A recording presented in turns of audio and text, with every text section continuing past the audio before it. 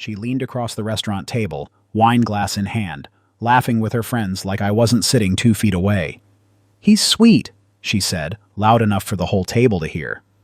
"He's honestly so sweet, but come on, you guys know me, he's just so far below my level." They all laughed, all 5 of them. Glasses clinking, heads thrown back, like it was the funniest thing anyone had said all evening. I didn't say a word. I just set down my fork, picked up my napkin, and folded it slowly. Then I looked at her. Really looked at her. And I smiled. Not the kind of smile that means you're in on the joke. The kind of smile that means the joke just ended. "Then you're going to love life without me," I said, and I kept my voice calm, measured, like I was commenting on the weather. I stood up, walked to the host station, paid the entire bill without saying another word to anyone at that table, and walked out into the cold night air. That was 9 months ago. And if you think that moment was the end of something, you're wrong. That moment was the beginning of everything. But before I tell you how it ended, you need to understand how we got there. Because this story isn't really about one dinner or one ugly sentence spoken in a restaurant. It's about 2 years of a man slowly disappearing inside a relationship piece by piece, until one night a woman's careless laugh handed him back everything he'd given away. My name is Garrett Webb. I'm 36 years old, and until 9 months ago, I ran a mid-sized logistics software company called ClearPath Systems out of Columbus, Ohio. Not a household name. Not Silicon Valley money. But good, honest work that I'd built with 7 years of 60-hour weeks, 2 failed business partnerships, and 1 apartment so small my desk and my bed were separated by exactly 4 feet. Before I tell you anything else, I need you to subscribe to this channel right now. Hit that notification bell. Because if this story resonates with you, even a little, then you need to be here for the ones that come next. Drop a comment below and tell me, have you ever been in a moment where someone showed you exactly who they were, and you had to choose whether to believe them? Let's get into it. I met Vanessa Drake at a product launch event 2 years before that dinner. She worked in marketing for a tech firm downtown, the kind of person who walked into a room and immediately recalibrated everyone's energy toward her. Dark hair, sharp humor, the kind of confidence that made you feel like getting her attention was an achievement worth having. Which, looking back, was the first problem. I was there with a business contact named Drew, who kept nudging me every time Vanessa laughed at something across the room. "That's Vanessa Drake," he said, like he was pointing out a landmark. "She's been on 3 industry panels this year. Everybody knows her." I didn't pursue her that night. I went back to my drink and my conversation and my booth. But she came to me. She slid in beside Drew and me near the end of the evening, reached past me to grab a cocktail napkin and said, "You're the ClearPath guy, aren't you? I read your article on last-mile routing algorithms. It was actually interesting." Actually interesting was the highest compliment Vanessa gave anyone. I learned that later. We exchanged numbers. We had coffee 3 days later. And within 6 weeks, I was rearranging my entire life around her schedule. I want to be honest here, because honesty is the whole point of this story. The early version of Vanessa and me was genuinely good. She was brilliant in a way that made every conversation feel like exercise. She challenged my thinking on business decisions and personal ones. She had opinions about everything from restaurant wine lists to municipal infrastructure, and most of the time, she wasn't wrong. I respected her mind before I fell in love with her face, which is the right order of operations. It's just that I missed some signs that should have told me what that mind thought of people who weren't quite on her level. Vanessa had a group of 5 close friends. Priya, Caitlin, Madison, Jordan, and Lexa. They'd all known each other since college. They brunch together every Sunday, text each other constantly, and operate as a kind of unified social organism. The first time I met them, Priya shook my hand and said, "She's told us so much about you," in the tone of voice that meant she hadn't told them anything particularly glowing. I filed that away and smiled and ordered a round of drinks for the table, because that's what I do. I'm the guy who shows up, handles the bill, fills the silence, makes sure the night works. My family always called it being generous. I'm starting to think some people call it something else. The first year was good. Not perfect, but good. Vanessa and I traveled to Portland and Denver. I met her parents, who were pleasant and slightly baffled by my career, the way people who've only ever worked for large corporations are baffled by anyone who built something from scratch. Her father, Richard, had worked for the same insurance company for 31 years, and he looked at my 7-year entrepreneurial story the way you look at a man who climbed a mountain without ropes. Impressed but uncomfortable. We disagreed about money a fair amount. Vanessa had expensive tastes and a corresponding salary that supported them. She wasn't asking me to fund her lifestyle. But she had a way of framing financial choices that subtly positioned my preferences as lesser. The restaurant I suggested was fine, but have you been to Ardor? The vacation I booked was sweet, but her friend Madison had literally just come back from Positano and said it was life-changing. Small things, the kind of things you don't make a case out of because individually each one is nothing. But water carves canyons, doesn't it? And I was the canyon. Somewhere in the second year, I started noticing that I was editing myself constantly around Vanessa's friends. I would start a sentence and then reroute it based on how I imagined their reactions. I stopped mentioning my work as often because Priya had this habit of tilting her head slightly when I talked about logistics software, like I was describing a hobby rather than a company with 11 employees and a $2.3 million annual revenue. I stopped suggesting restaurants because Caitlin always had a better one. I started dressing differently for group dinners, not because Vanessa asked me to, but because I could feel their eyes do a quick inventory of me every time I walked in. That's a specific kind of slow damage, the kind where no one does anything overtly terrible, but by the end of it, you've hollowed yourself out to fit a space that was never quite shaped for you. My brother Kyle noticed first. He lives in Cincinnati, and we have dinner every time he passes through Columbus for work, which is about once a month. About 4 months before the restaurant night, he sat across from me over steaks and said, "You seem smaller." What does that mean? I don't know exactly. You used to walk in somewhere and just take up space. Good space. Like you belonged wherever you showed up. Now you kind of check before you sit down. I told him he was being dramatic. He told me he was being accurate.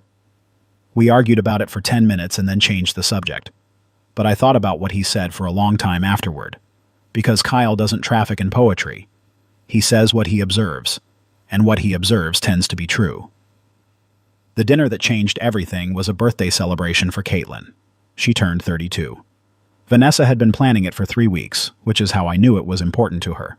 She was the kind of person who planned things that were important with the energy most people reserve for military operations.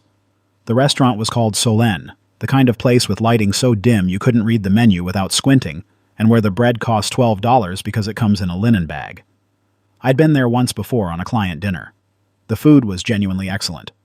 There were 7 of us at the table: Vanessa, her 5 friends, and me. I was the only man there, which was fine. I was used to being the peripheral figure at these events.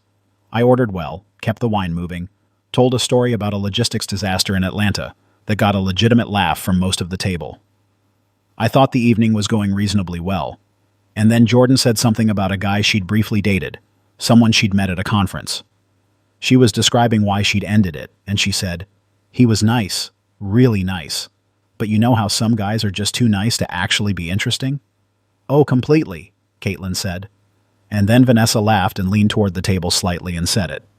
"I know exactly what you mean. Garrett's like that, honestly." Looked around at her friends like she was sharing something warm. "He's just so sweet.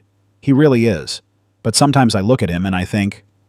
She paused, choosing her words with the deliberate pleasure of someone who knows she has an audience. "He's just so below my level." 5 women laughed. I was sitting right there, 2 feet from Vanessa, contributing to the cost of the meal, one of which I'd been paying for more often than not over the past 2 years. Sitting inside a relationship that I had bent myself into a smaller version of myself to maintain. And they laughed. I didn't feel rage.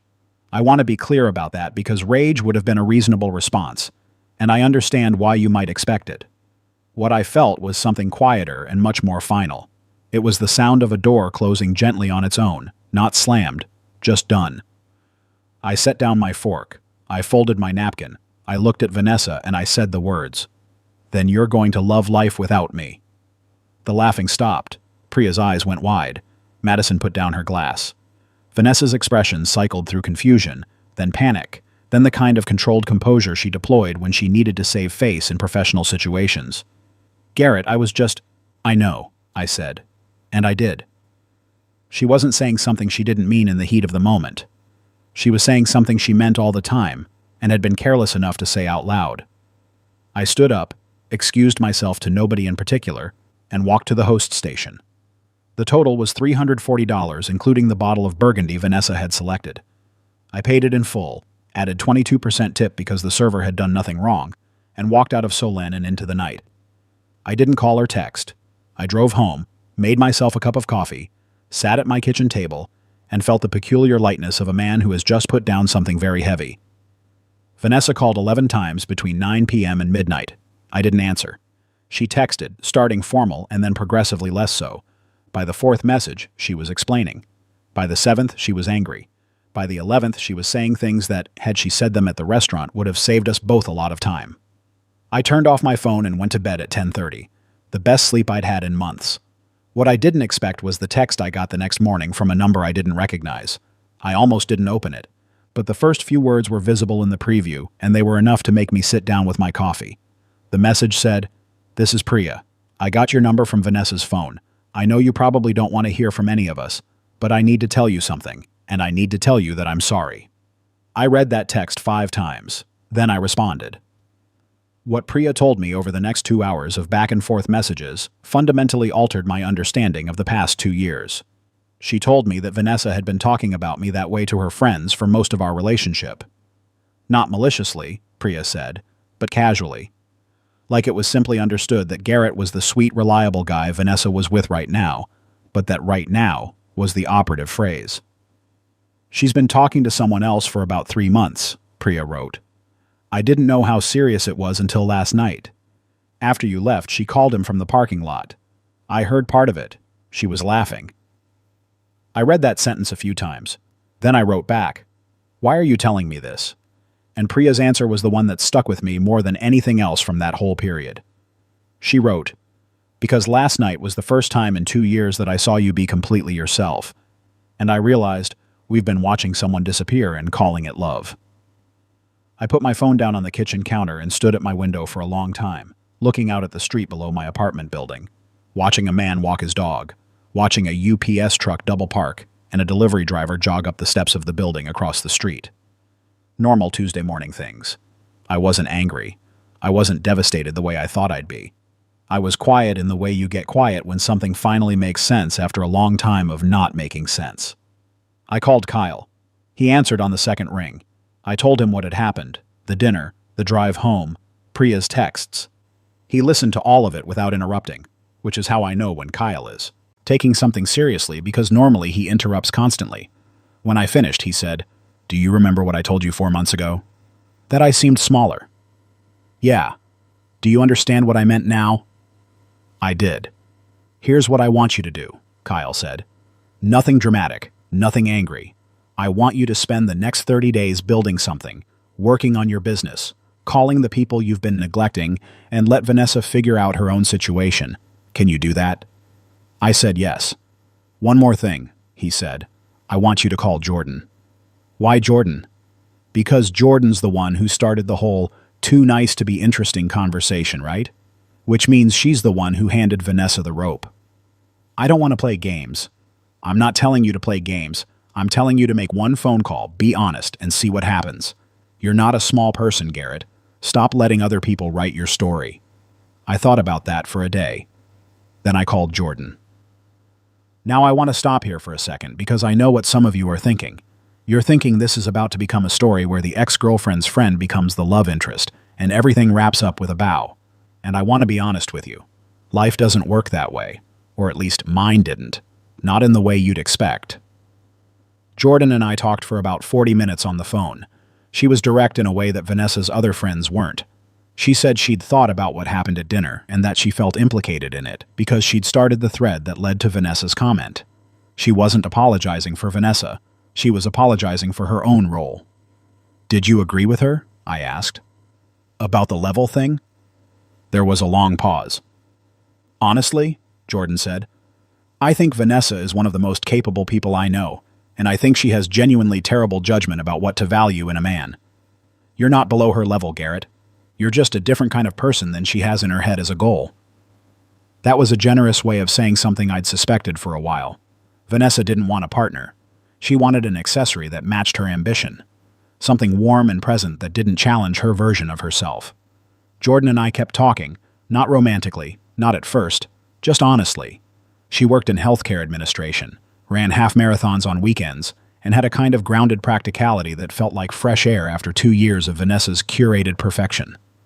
We grabbed coffee twice over the next few weeks. Nothing more than that. Two people having honest conversations while their mutual friend's life quietly rearranged itself in the background. Vanessa reached out 3 times in the month after the restaurant, once to apologize, which she did in a long and beautifully written message that explained what she'd meant and why it came out wrong and how much she valued our time together. I read it twice and didn't respond for a week.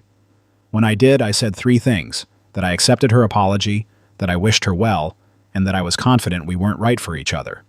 Clean, honest, final. She tried again 2 weeks later, this time with less explanation and more emotion. Said she missed me. Said the guy she'd been seeing wasn't who she thought he was. Said she'd been doing a lot of thinking. I replied that I was glad she was doing some thinking, that I was too, and that I hoped she found what she was looking for. The 3rd time was a phone call at 11 at night, a week after that. I almost didn't answer, but I did. "Why aren't you angrier?" she asked immediately. No greeting. "Because anger would mean I was still trying to change something," I said. "I hurt you, Garrett. Don't pretend I didn't." "You did," I said. "And I let you for a lot longer than I should have. That's on me as much as it's on you." She was quiet for a while. Then she said, "The guy I was talking to, it's nothing. It was never anything." "I believe you," I said. And I did. "But that's not actually the issue, Vanessa. The issue is that you sat at a table with your friends, with me right there, and said I was below your level. And every person at that table laughed because none of them were surprised. That's not something that happens once. That's something that's been happening in every room I wasn't in for 2 years." She didn't argue with that. "I thought you needed someone like me," she said finally. "I thought that's what you wanted." And that was the sentence that unlocked everything for me, because she wasn't entirely wrong. I had wanted someone like her. Someone polished and certain and socially fluent in rooms I'd always found slightly uncomfortable. I'd wanted her validation in ways I hadn't admitted to myself, and she had sensed that wanting and mistaken it for a complete picture of me. "I needed someone who saw me," I said, "not someone who positioned me." We ended the call a few minutes later, not bitterly, just done. Here is what the next 6 months looked like. I invested $180,000 in expanding ClearPath's route optimization platform into a new sector, municipal waste management contracting, something my operations director Dominic had been pushing for 8 months, and I'd been too distracted to properly evaluate. Within 4 months, we had 2 pilot contracts in Ohio and 1 in Indiana. It's performing beyond our projections. I called people I'd let drift. Old college friends, a business mentor named Al Brunner who'd helped me structure the company back in year 2, my cousin in Philadelphia who I hadn't spoken to properly in over a year. Every conversation felt like reopening a window that had been painted shut. I started running again. Not because a relationship had ended and I needed something healthy to do, but because Kyle bet me $100 I couldn't run a 5K in under 28 minutes, and I have a problem with losing bets to my younger brother. And I kept talking to Jordan. I want to be careful about how I tell this part because Jordan deserves to be described honestly and not as a plot point in someone else's story. She was not the rebound. She was not the contrast to Vanessa designed to make a point. She was a person I started to know slowly and carefully, the way you know someone when you're not performing anything for anyone. We didn't define things for a long time. We just spent time together. Went to a farmer's market, argued about a documentary, drove out to a state park on a Saturday because neither of us had anything else to do, and the weather was too good to waste. She met Kyle when he was passing through Columbus, and he texted me afterward to say, "That's a real person." That was his highest compliment. About 3 months after the restaurant, Jordan and I were sitting in her kitchen eating pasta she'd made, and she said, "Can I tell you something that's going to sound strange?" "Sure." "The night of the dinner, before you left, I watched your face when Vanessa said that, and I thought, he's going to fold. I thought he was going to make a joke out of it, or go quiet, or find some way to make her feel better about what she said. Men do that. I've watched it happen 100 times. But you didn't fold," Jordan said. "You just picked up your napkin and said what you said. And I thought, oh, there he is." I didn't know what to say to that. "I texted you," she said. "Not because I felt guilty. That was partly true, but mostly I texted you because I wanted to know if the person I saw for 10 seconds in that restaurant was who you actually were." "And?" She smiled. "Jury's still out." 9 months later. ClearPath just signed our 4th municipal contract. Dominic keeps sending me texts with upward-pointing graphs. I've started running with genuine consistency, not out of discipline, but because I actually like the hour of silence it gives me. I called Al Brunner last month and we had a 3-hour lunch that ended with him agreeing to come on as a part-time strategic advisor. Kyle lost the bet. I ran that 5K in 26:44. Vanessa, from what I understand through the thin thread of mutual connections that still exists, is doing well, dating someone new, posting the kind of social media content that suggests contentment, whether or not that's the full story. I don't think about her as much as I expected to, not because what we had wasn't real, but because the person I was inside that relationship wasn't fully real, and it's hard to miss a version of yourself that was always a little off. Priya sent me a message about 4 months ago. She said she'd started therapy partly because of what had happened. That sitting at that table had made her think about a few of her own relationships differently. I told her I was glad something useful had come from it, and that I hoped she was doing okay. She said she was. Jordan is sitting in my apartment right now, reading something on her laptop, wearing one of my sweaters that she borrowed in November and has not returned. I made coffee. She corrected my ratio because apparently I don't use enough grounds, and she is irritatingly correct about this. This is what contentment actually looks like. Not a dinner at Solène with dim lighting and a $12 bread bag. Not someone telling you that you've reached their level or fallen below it. Just a person at your kitchen table who sees you clearly and has no interest in ranking you. Here's what I learned from all of it. For 2 years, I accepted a diminished version of myself because I'd convinced myself the diminishment was the cost of admission to something worthwhile. That the gap between who I was in my own head and who I allowed myself to be in Vanessa's world was a reasonable trade for what the relationship gave me. It wasn't. It was never reasonable. I was paying a fare that shouldn't have been charged. The night everything ended, I didn't plan an exit strategy. I didn't calculate. I just heard something said out loud that had been said silently 100 times, and my body refused before my brain could catch up. Sometimes the most important thing you do is the thing you do before you've had time to talk yourself out of it. My father used to say, "Don't show people who you are with your explanations. Show them with your exits." He was talking about business negotiations, but it turns out the principle is transferable. I walked out of a restaurant 9 months ago with nothing but my jacket and a paid bill. And in that exit, I found the version of myself I'd been slowly mailing off in small packages to someone who didn't know what to do with him. I'd recommend it. The walking out, I mean. Not the 2 years of shrinking first. That part you can skip if you're willing to believe your brother when he tells you that you seem smaller. Believe the people who love you when they tell you that. They can see you better than the people who are measuring you. My personal take, the exit strategy. What I love about Garrett's story is the clarity of that final moment. In business, Garrett knows when a deal is no longer profitable, but in his personal life, he was subsidizing a relationship that was bankrupting his self-esteem. Vanessa didn't just insult him. She showed him that she was the only one playing a game of levels while he was trying to build a life. The most powerful part wasn't the breakup, it was the silence. He didn't argue, he didn't try to prove he was on her level, and he didn't wait for an apology. He simply paid the bill and walked out. He realized that if you have to explain your worth to someone, they've already decided you don't have any. My takeaway? Never shrink yourself to fit into someone else's narrow world. Garrett was a CEO with a multi-million-dollar company, but he let himself feel small because he was looking for validation in the wrong mirror. Sometimes the best way to level up is to leave the room where you're being looked down upon. And as his brother Kyle said, believe the people who see your light, not the ones who try to dim it.